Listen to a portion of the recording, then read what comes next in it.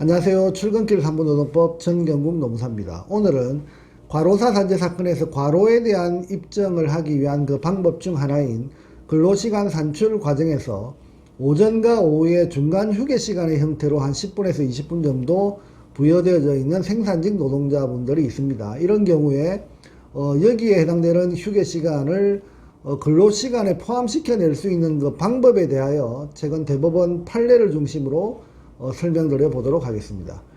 과로사 산재 사건에서 과로를 인정하기 위한 그 기준으로 쓰러지기 이전 12주간 평균 근로시간이 60시간이 넘는 경우에는 과로 상태에 노출된 것으로 현재 근로복지공단에서는 인정하고 있고, 그리고 52시간이 넘은 경우에는 과로 상태에 노출된 것으로 볼 수 있다라고 하면서 산재보호법 시행령은 정하고 있습니다. 이런 이유로 인해서 과로사 산재 사건에서 재해자의 업무 내용에 대한 조사는 업무량, 업무 강도, 그리고 업무 난이도, 업무 책임감, 그리고 업무량의 변화, 그리고 업무 환경 등을 중심으로 조사를 진행하겠지만, 무엇보다 중요한 것 중 하나가 바로 이러한 업무를 하루 몇 시간씩 12주 동안 지속적으로 진행되었는지에 대해서 조사하는 것이 필수적입니다. 이러한 12주간 재해자가 수행한 매일 단위 근로시간을 산출하기 위한 방법의 첫 시작은 출근 시간과 퇴근 시간을 확인하는 방법이고, 그 출근 시간과 퇴근 시간으로 정해진 그 하루 총 근로 시간에서 휴게 시간을 몇 시간 산출해서 공제하는가 하는 것이 아주 중요한 재조사 작업 중 하나에 해당됩니다.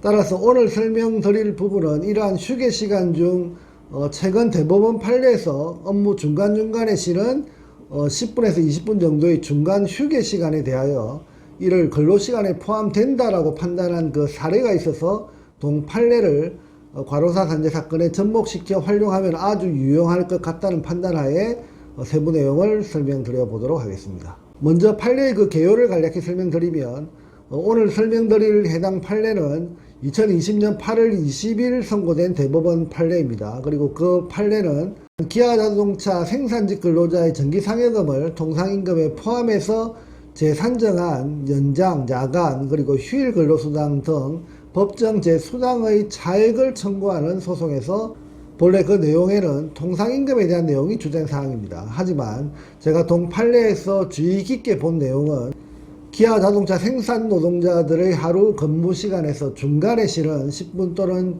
15분 부여된 중간 휴게 시간에 대하여 대법원 판례에서는 일일 근로시간에서 제외되는 휴게 시간으로 판단한 것이 아니라 대기시간 또는 업무 준비 시간에 대한 그 개념으로 정의하면서 사실상 근로시간에 포함하는 것으로 판단했다는 부분입니다. 그러면 대법원 판례에서는 어떤 기준으로 이러한 중간 휴게 시간을 근로시간으로 판단했는지 제가 알아보고, 이처럼 휴게 시간이 근로시간으로 포함될 수 있는 유형이 있다면 이러한 휴게 시간을 과로사 산재 사건에서 근로시간을 최대한 확보하는 데 도움될 수 있을 것 같아서 대법원 판례 판시 내용을 기준으로 설명드리려고 합니다. 그러면 판례에서 정의한 그 내용을 간략히 살펴보겠습니다. 대법원 판례에서는 휴게시간이란 근로시간 도중에 사용자의 지휘감독으로부터 해방되어 근로자가 자유로이 이용할 수 있는 시간을 말한다 라고 정의하고 있습니다. 근로자가 작업시간 도중에 실제로 작업에 종사하지 않는 대기시간이나 휴식 또는 수면시간이라 하더라도 근로자에게 자유로이 이용이 보장된 것이 아니라 실질적으로 사용자의 지휘감독을 받고 있는 시간이라면 근로시간에 포함된다라고 그렇게 판시하고 있습니다. 그리고 근로계약서에서 정한 휴식시간이나 수면시간이 근로시간에 속하는지 휴게시간에 속하는지는 특정 업종이나 업무의 종류에 따라 일률적으로 판단할 것은 아니다라고 정하고 있고, 이런 근로계약서의 내용이나 해당 사업장에 적용되는 취업규칙과 단체 협약의 규정, 그 밖에 근로자의 실질적 휴식을 방해하거나 사용자의 지휘감독을 인정할 만한 사정이 있는지와 그 정도 등, 그 밖에 근로자의 실질적인 휴식을 방해하거나 사용자의 지휘감독을 인정할 만한 사정이 있는지와 그 정도 등 여러 사정을 종합하여 개별 사안에 따라서 구체적으로 판단해야 한다라고 이렇게 판시하고 있습니다. 결국 업무시간 중간에 휴게하는 10분에서 15분 정도의 휴게시간도 사용하는 방법을 구체적으로 조사해서 근무시간에 포함할 여지가 있는 것으로 실질 관계를 구체적으로 조사해서 판단해야 하는 것으로 정하고 있습니다. 세 번째, 그러면 판례에서는 어떤 경우 중간 휴게시간이 근로시간으로 변경 포함시킬 수 있다고 정의하고 있는지 그 판시 내용을 살펴보도록 하겠습니다. 판례에서는 첫째, 근로시간으로 인정받은 휴게시간의 그 내용으로 업무시간 중간에 잠깐 휴게하는 10분에서 15분의 경우 생산직 근로자가 기본적인 생리현상을 해결하는 데 필요한 최소한의 시간이다 라고 하는 점을 강조하고 있습니다. 둘째, 중간 휴게시간 동안 잠시 중단된 생산 라인의 경우에는 사업장 내 안전보건 및 효율적 생산을 위해서 잠시 중단된 그 개념으로 판단하고 있다는 점입니다. 따라서 생산직 근로자의 휴게를 위한 측면보다는 생산 장비의 정비를 위한 작업 중단의 측면을 강조해서 판단하고 있다라고 이렇게 보시면 되겠습니다.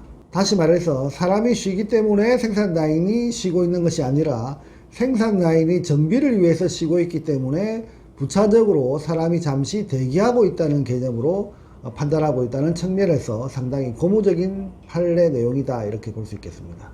셋째, 생산 업무에 종사하는 근로자에 대해서는 일반직 그리고 영업직, 기술직 근로자와 달리 근로시간 중간에 작업 중단 시간을 구체적으로 설정한 측면을 강조하면서 이처럼 생산직 근로자에게만 작업 중간 휴게 시간을 부여한 그 의미는 다음 근로를 위한 대기시간 또는 준비시간으로 보는 것이 타당하다라고 판시하면서 생산직 근로자의 근무시간 중간 휴게시간은 대기시간이다 라고 이렇게 정확히 확인하고 있습니다. 그리고 넷째, 생산직 근로자가 약 2시간 정도를 제공하는 근로시간의 중간중간에 부여받은 10분 또는 15분 그 짧은 중간 휴게시간은 생산 공장의 규모 그리고 작업 특성 그리고 전체 생산 직원들이 한꺼번에 휴게시간을 부여받는 생산직 근로자의 인원수 등을 고려할 때 이를 자유롭게 이용하는데 근본적으로 한계가 있을 수밖에 없다는 측면을 강조하면서 휴게시간이 아닌 작업 준비 또는 대기시간으로 판단하고 있다는 점도 잘 챙겨봐야 할 것입니다. 일반적인 생산 제조 공장과 같은 생산 라인과 함께 일하는 노동자의 경우 중간 휴게시간이 10분에서 20분 정도 부여된 경우가 많습니다. 하지만 이러한 중간 휴게시간의 경우에도 휴게시간의 운용 방식이나 관리자의 관리 방법 그리고 휴게 공간의 유무 및 실질적 휴게 상황의 부여 등을 구체적으로 조사하여 휴게시간인지 대기시간인지 또는 작업 준비시간인지 등에 대한 판단이 반드시 필요하다는 점을 강조드리면서 향후 근로복지공단도 재조사 과정에서 휴게시간이라고 해서 그냥 근로시간에서 빼야 할 것이 아니라 판례의 취지를 감안해서 실태조사를 구체적으로 실시한 후에 온전한 휴게시간으로 근로시간에서 공제가 가능한 휴게시간인지 아니면 형식은 휴게시간이지만 그 실질은 대기시간 또는 작업 준비시간으로 변경이 가능한 것인지 등에 대한 조사와 그 판단 과정이 반드시 있어야 되지 않을까 생각해 봅니다. 또한 과로사 산재 사건을 준비하는 분들의 경우에도 앞서 설명드린 대법원 판례의 취지를 충분히 잘 활용해서 과로 인정 기준에서 무엇보다 중요한 발병 전 12주간 근로시간 산출 과정에서 반드시 참고해야 되지 않을까 생각하면서 설명을 마치도록 하겠습니다. 감사합니다.